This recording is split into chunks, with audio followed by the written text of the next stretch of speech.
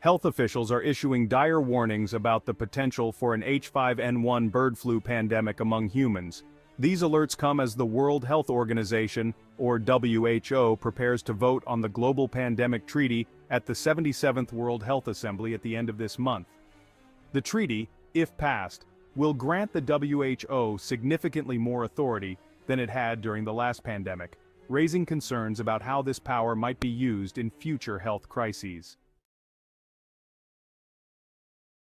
Recently, 2 more human cases of bird flu have been confirmed. If the H5N1 virus mutates into a form that spreads easily from human to human, it could cause widespread panic and a potentially catastrophic death toll. This possibility raises critical questions about what extreme measures the WHO might institute. Negotiators have been working intensely to finalize the Global Pandemic Treaty. According to the official WHO website, governments of the world today agreed to continue working on a proposed pandemic agreement and to further refine the draft ahead of the 77th World Health Assembly that starts May 27, 2024. Governments meeting at the WHO headquarters in Geneva agreed to resume hybrid and in-person discussions over the coming weeks to advance work on critical issues, including a new global system for pathogen access and benefits sharing, pandemic prevention, One Health, and the financial coordination needed to scale up countries' capacities to prepare for and respond to pandemics. In the United States, mainstream media has been unusually quiet about this treaty, despite its significant implications.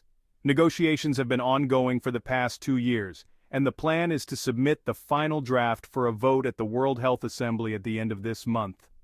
The member state-led Intergovernmental Negotiating Body, or INB, established over 2 years ago, is guiding this process and will submit its outcome for consideration at the Assembly. INB Bureau co-chair Dr. Precious Matsoso of South Africa noted the progress made during the latest discussions on a wide range of issues in the draft agreement. We are witnessing history play out before our eyes during this process, with the coming together of all countries to decide a binding pact to protect all citizens of the world, said Matsoso. This is not a simple exercise. This is the first ever process to develop a proposed agreement on pandemic prevention, preparedness, and response. Getting this done means getting it right, and the INB Bureau is committed to helping finalize a meaningful, lasting agreement. The 77th World Health Assembly will be held in Geneva, Switzerland from May 27th to June 1st. Member nations will cast their votes on the final draft of the Global Pandemic Treaty, which is expected to pass. Although there are claims that the treaty has been watered down, the reality is that the language has merely been made more vague. If the treaty is approved, the WHO will take the lead in managing the next pandemic, a fact that many people are unaware of.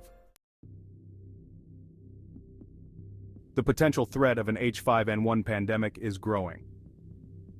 On Wednesday, the CDC announced another confirmed human case of bird flu in the United States. The case involved a Michigan dairy farm worker, marking the second instance of bird flu in a dairy worker this year. The virus appears to have developed under similar circumstances to an earlier case in Texas. Despite these cases, many dairy workers are reluctant to get tested due to fears over job loss, immigration status, language barriers, and general distrust in public health systems. Additionally, 4 more cats in the U.S. have died from H5N1, including 2 pets in South Dakota with no links to poultry or dairy cows. This troubling development suggests that the virus could spread more widely among animals, potentially increasing the risk to humans. If cats are dying from H5N1, it is likely only a matter of time before humans start experiencing similar outcomes. Reports indicate that cats that died from H5N1 in Texas suffered from brain hemorrhaging and blindness. The question remains whether H5N1 could cause similar damage in humans. In Australia, a child has been confirmed as the first case of H5N1 bird flu. The child contracted the virus in India and fell ill in March. This case, along with the detection of bird flu on a farm in Victoria, Australia, raises further concerns. Since 2003, more than 50% of humans who tested positive for H5N1 have died. The potential for widespread fear and chaos if millions of people become infected is immense. Global pestilences will likely play a significant role in the chaotic era ahead. The panic witnessed during the COVID-19 pandemic could pale in comparison to the fear generated by a pandemic with a higher death rate. As we await the implementation of the WHO Global Treaty, questions loom large. Will it enhance our ability to combat pandemics, or will it infringe on our freedoms and rights? With decisions potentially coming from a global authority rather than our own government, the stakes are high. The treaty promises to streamline global responses to health crises, but at what cost to individual liberties and national sovereignty? As the next pandemic threat looms on the horizon, it's crucial to stay informed and vigilant. Will this treaty be the solution we've been waiting for, or will it create a new set of challenges by centralizing power in the hands of the WHO? The answers will shape our future, making it more important than ever to engage in the debate and ensure that our rights and freedoms are protected. Stay tuned as this historic decision unfolds, and be prepared to voice your concerns and take action.